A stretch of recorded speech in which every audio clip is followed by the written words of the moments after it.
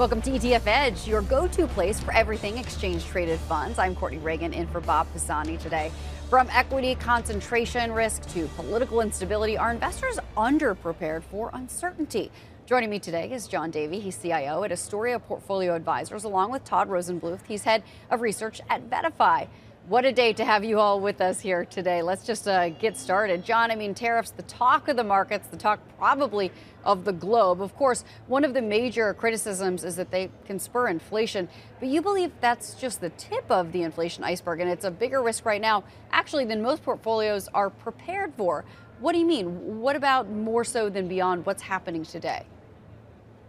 Well, the last 2 years we've had this mega cap concentration rally in just 7 stocks, and that's driven like the S&P and the NASDAQ 100 higher. So most advisors that we talk to still want to own growth, and they're very apprehensive about owning other sectors and themes, sectors that benefit from higher inflation. Core PCE, which is the Fed's preferred measure of inflation, is 2.6. The goal is 2%, so we're still structurally higher. And, tariffs that are announced over the weekend, tariffs by nature are inflationary, so prices will go up. And, I think investors' portfolios should begin to allocate towards these real asset sectors. Yeah, obviously a lot of puts and takes and discussions about what's going on today, and things seem to be moving a little bit with timelines at the very least. But Todd, what's your assessment of inflation risk in the coming year, so beyond this week? Well, I think advisors aren't really thinking of it. We at VettaFi recently did a survey of what the key risks for many advisors have top of mind, and geopolitical and downside in the equity markets was more top of mind than inflation. I think inflation moved to the back burner for many investors and advisors. But we do think it is a concern. If there are tariffs and if they stick, and that's a big if, then that's going to be inflationary. Prices are going to rise for many goods, and that's likely not something that advisors, investors are fully aware of and prepared for. And obviously we're already sitting at pretty high price levels, at least when you compare sort of a core basket of goods at the very least to what we're looking at 2019. So you're talking on top of that. John, you run an inflation adjusting fund. How exactly does that work? Why might that be a good idea for someone concerned about rising inflation? Sure. So we look at the sectors that historically have benefited from higher inflation. So that would be like energy, industrial, material stocks. And we really pick, the highest quality stocks within those sectors. So we launched the fund in December 2021. And if you were to pull up a chart of PPI, our fund, versus S&P, the vast majority of the last 3 years, we have been beating the S&P, which is very difficult and very rare to have something that doesn't use leverage or complicated derivative products. So at the end of the day, these are value-ish sectors, and there is some idiosyncrasies within these sectors, which is that there's a buyer's strike because we have been living in the last 3 years of structurally higher inflation. And then more recently, we have added like data centers, power plays, which again is another idiosyncratic story that's looking to benefit from like the AI theme. But still, at the end of the day, these data centers and power plays are, real assets. So, the fund has a 13 P ratio, still pretty cheap. S&P Mag 7 is, 20. It's very expensive, right? The S&P, it's 22.5 on forward earnings, which is, 10-year highs. So, we like it as a portfolio diversifier. So obviously, Todd, there are other inflation-fighting funds out there. We let John sort of talk about the one that he offers. How are they looking, sort of the other options for inflation-fighting funds? Right, so PPI is distinct versus some of the other products that are out there because it's multi-asset. So Horizon Kinetics has an ETF, the ticker is INFL. It's the Horizon Kinetics Inflationary Beneficiary ETF, I believe is the full name. And INFL offers just exposure to the stocks that management believes can outperform in an inflationary environment. They're asset-light strategies. Whereas we have some funds, Fidelity has a stocks for inflation ETF. The ticker is FCPI, Frank CPI.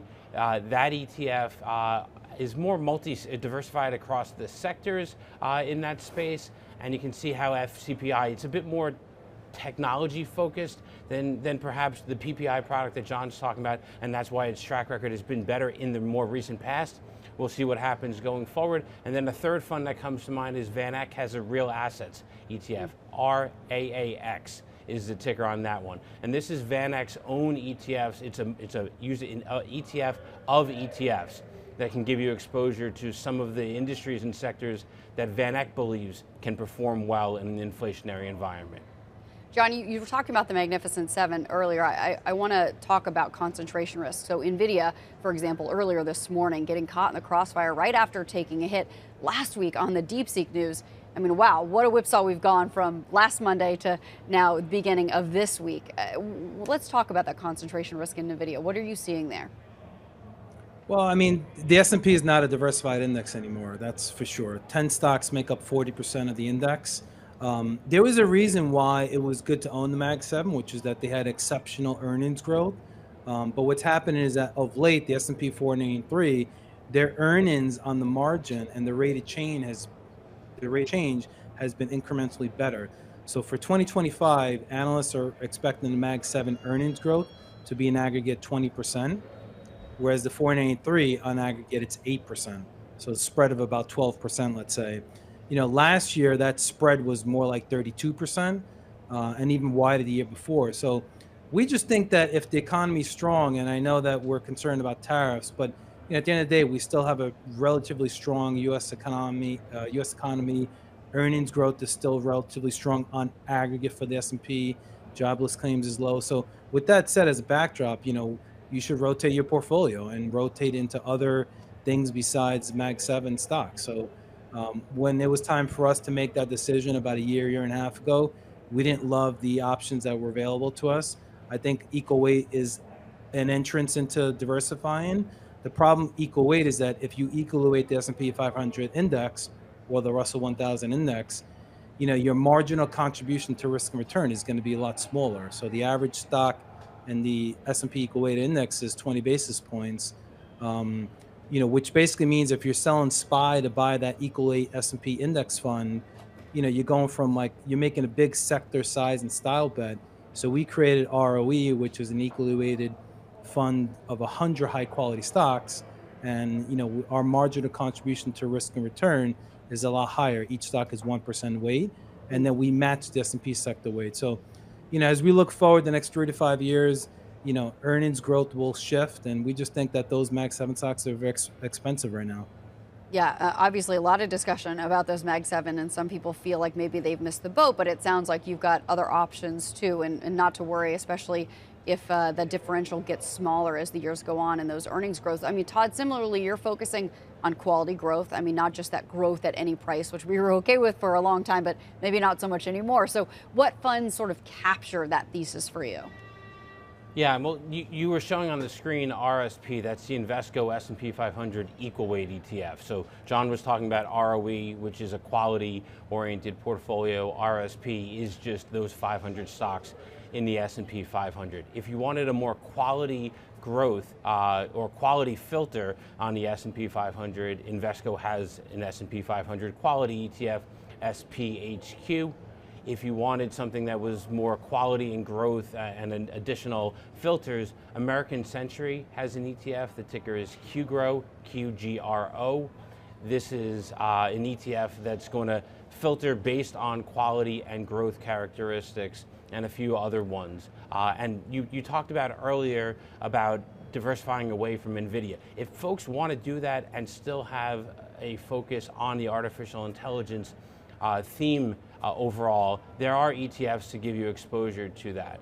And so we think the Robo Global Artificial Intelligence ETF, the ticker is THNQ, is an example of that. Global X has an artificial intelligence ETF, AIQ. There's a number of ways to get diversified exposure to the artificial intelligence theme.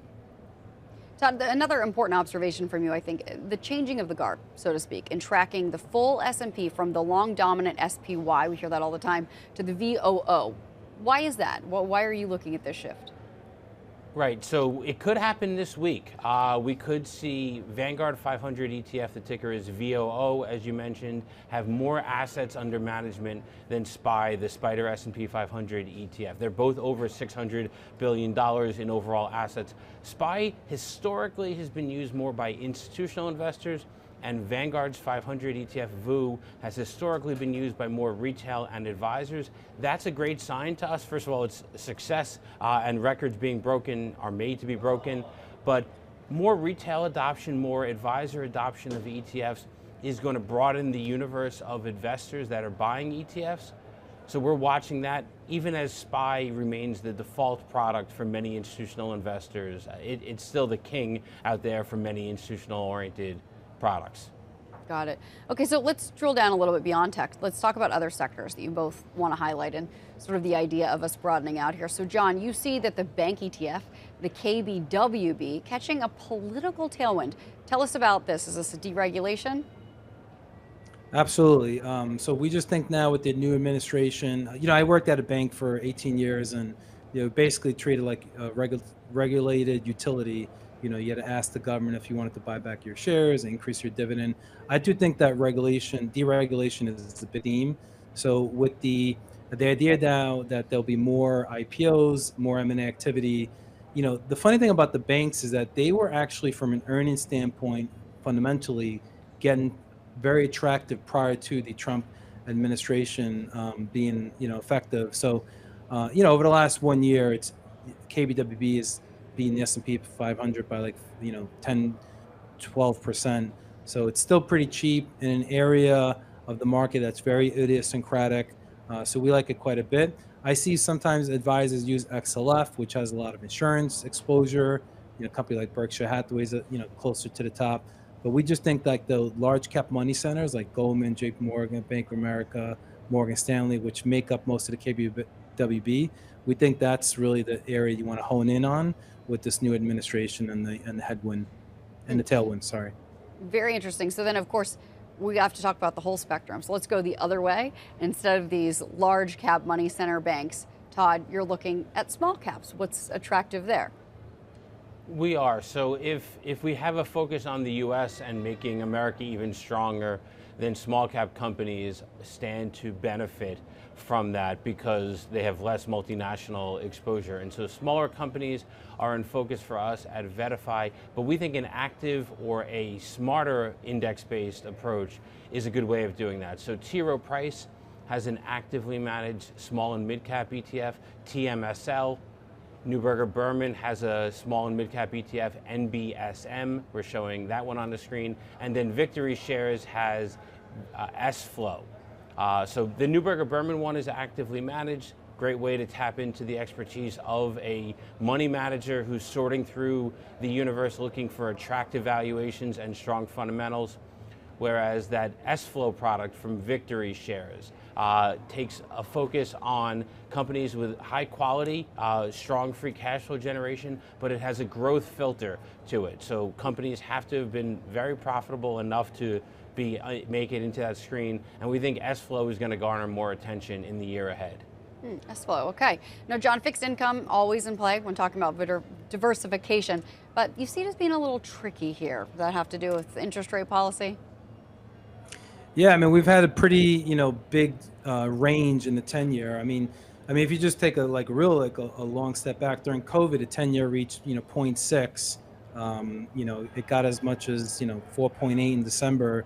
So we think that, the bonds market has been pretty tough the last few years with a rising rate environment. I think you have to be much more tactical.